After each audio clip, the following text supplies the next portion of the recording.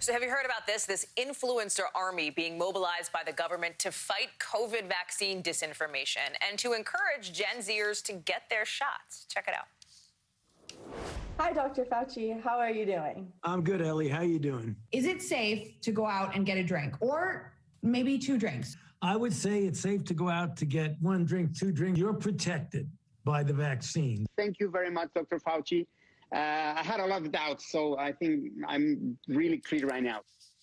The White House, along with some state governments, have enlisted more than 50 people on YouTube, TikTok, Insta, Twitch to help promote vaccines to their millions and millions of followers.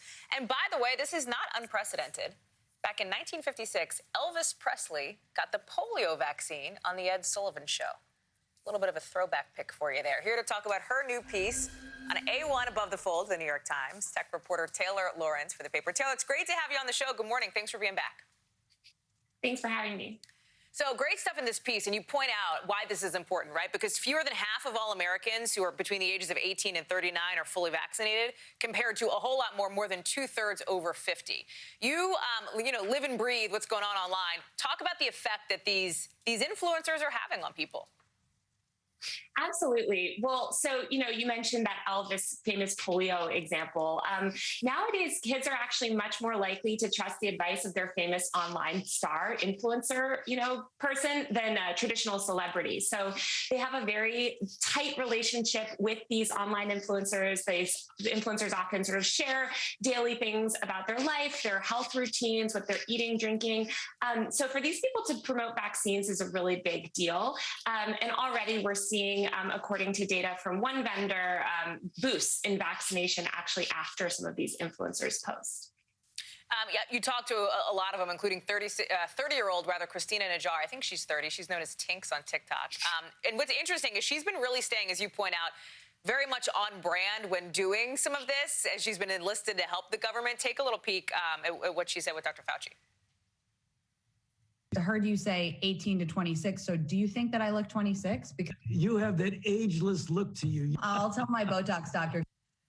She told you, I think I flirted with Dr. Fauci, but in a respectful way. What's interesting is that they're trying to make this feel very authentic, right? Because that's the key to these influencer campaigns online. They got to feel real. They got to feel true to the brand, if you will.